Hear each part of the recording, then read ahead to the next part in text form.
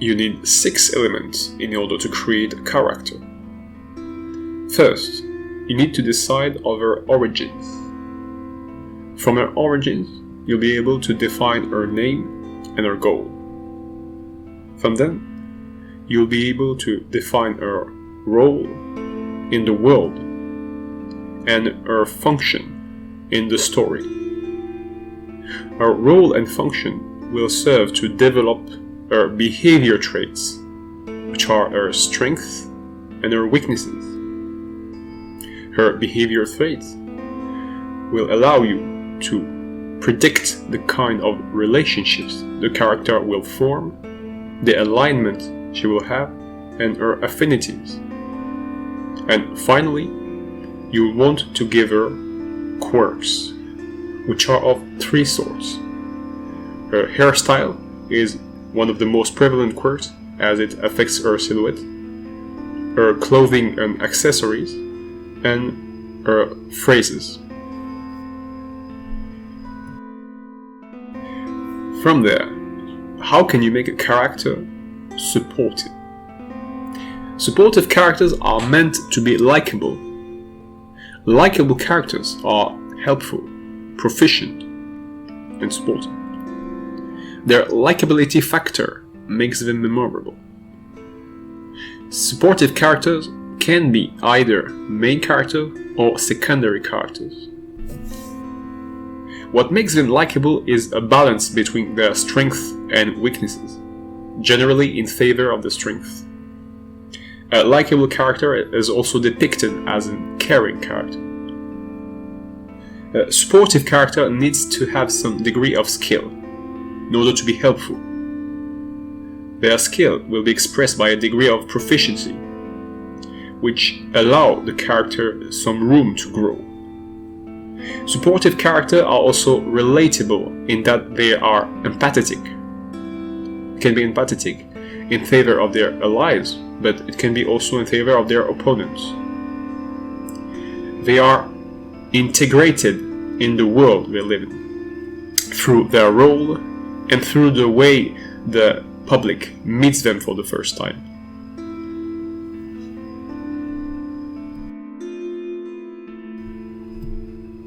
Creating characters is easier if you make use of an archetype system.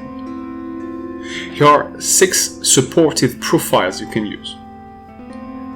The Enticer is defined by its ability to motivate her team.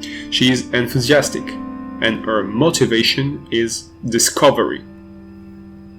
The Builder studies elements in order to bring information to the team. She is inventive. Her main motivation is to create life, according to her definition of life. The Protector stands for the team. She is the most endurant member. Her main motivation is security. The Supplier funnels resources to the team. She is the most reliable member. Her main motivation is safety, which is different from security. But here, the motivations are so similar that the Supplier and Protector role become highly synergic. The Advisor proposes alternatives either to the team or her opponents. She is empathetic. Her main motivation is fairness. The Manager orients the team. She is resilient. Her main motivation is achievement. The Manager may look like a leader, but she is much more lenient and flexible.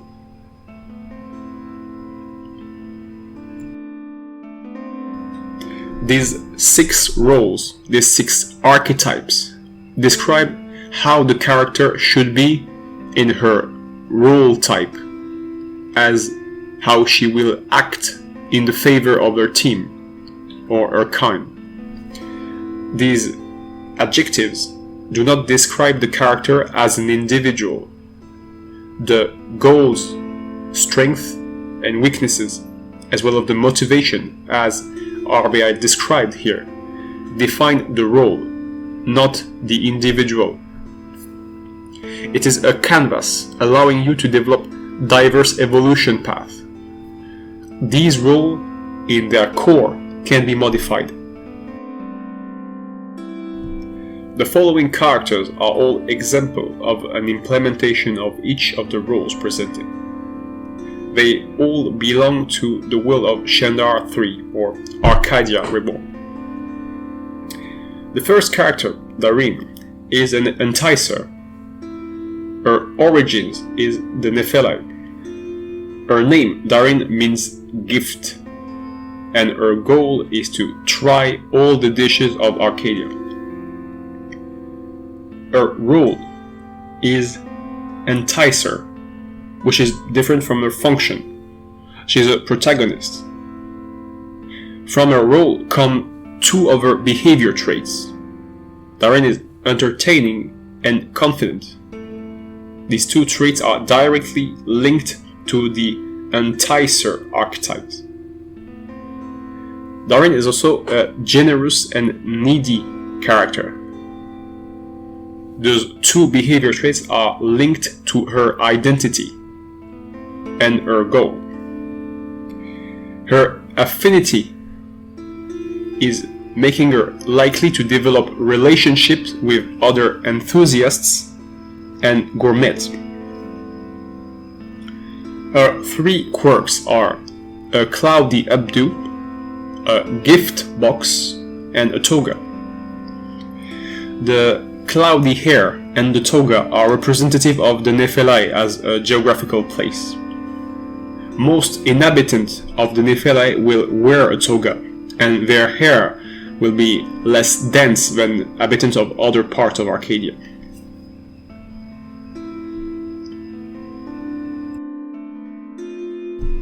The second character, Jyotis, is a manager. She comes from the Broken Capital, which is a central part of Arcadia. Her name means sunlight, and her goal is to learn how to federate. Not federating in itself, but just the procedure. Jyotis is a manager. She's a character who manages the group, and her function in the story is protagonist. Her traits, empathetic and individualist, are both linked to the manager arcana. She is a temperate and lenient character. Both these traits are linked directly to her identity and her goal. Jyotis is likely to develop relationships with relativists and other managers. Remark here that relativist is not a role as defined previously, but manager is. Relativists describe a tendency, a behavior type. Her quirks are her specific hairstyle. Jyotis is shaved, and she often wears bandages.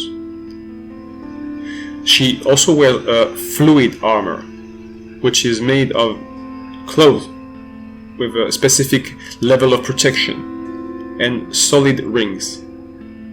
She bears a sphere case, which is a case in the form of a sphere.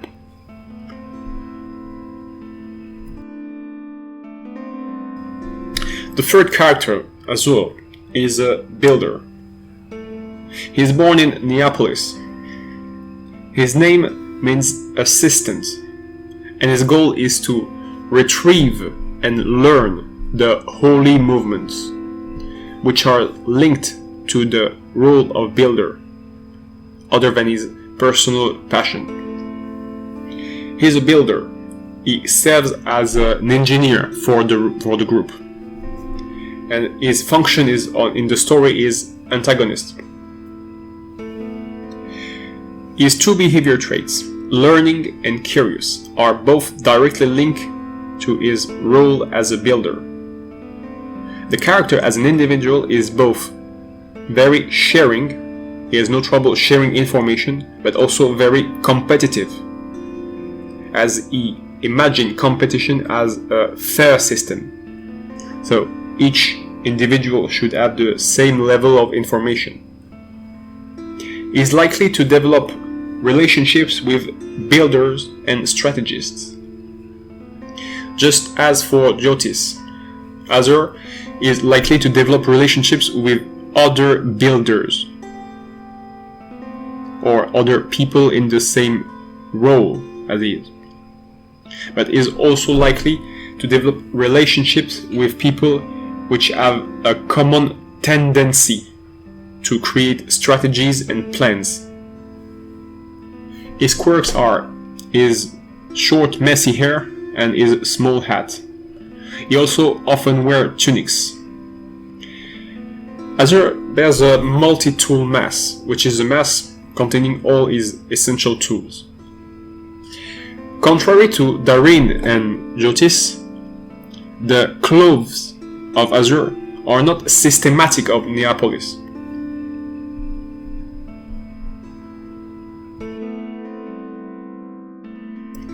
The fourth character, Rysc, is a protector. He originates in the Tribum Vaga Officii, which is the office of the nomadic tribes. His name means rush, and his goal is to bulk up. The goal may look a lot more straightforward and simplistic than the goals of the three other characters, and it also looks to be incomplete, or maybe the character tries to hide his real goal. Rysc is a protector, and therefore is assertive and relentless. His function is to be a protagonist. Rysc is protective and reckless. Both of these traits are complementary of each other, and they are both linked directly to his goal. His affinity is inclined toward strong people. The character doesn't, in a first phase, define what strong means. Should the characters be mentally strong, physically strong, a combination of both? Does strong mean something else? The definition of this word participates directly to the evolution of the character. He's got medium curly red hair and wears fur and leather at clothes. His accessory is a my-bow, as he defined it as my-bow. The fur and leather clothes, or rough material clothes, are really characteristic of the nomadic tribes.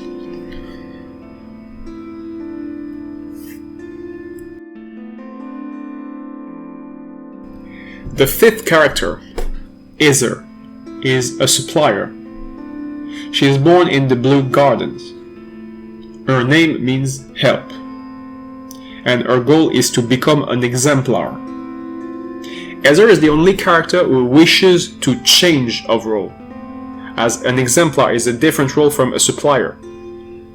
An exemplar is much closer to a leader, so you can imagine that Ezer isn't satisfied by a condition of supplier. She is an antagonist. Her dedicated and participative traits originate directly from her supplier archetype. The character, as an individual, has developed providing and predictable traits, which are directly linked to her goal to become an exemplar. She is supposedly attracted to righteous people. Just as for Rysc, righteous is not defined clearly by Ezer in the early stages of the story, and the definition of righteous will participate to the evolution of Ezer as a character. She has short, asymmetric, wavy hair. She wears various sorts of clothes: robes, dresses, jackets, skirts, and various kinds of jewels. What she always wears on her is a red stone pendant, which is a memento.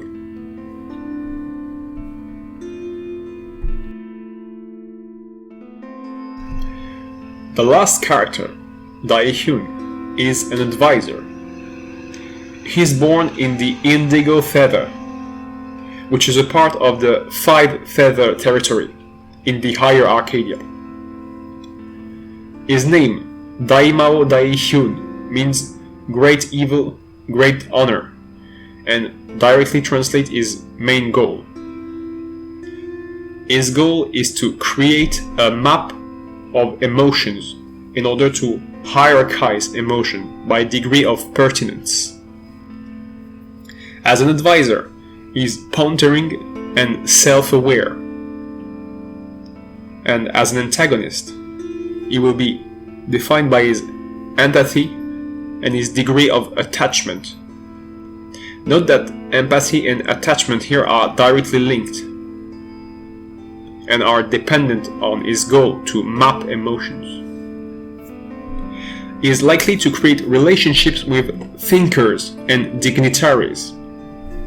None of these two groups of people are advisors per se, but you can find relationship directly between his behavioral trait and the supposed behavioral trait thinkers or dignitaries should have. For example, a thinker should be pondering and should have a certain degree of self-awareness, whereas a dignitary or leader or manager or exemplar should have a certain degree of empathy and or attachment. This character is quite versatile and can link itself with many other kind of characters. He has long, straight indigo hair and wears the kinko, which is a kind of kimono, and the pakua. His main accessories are a brush and a fan.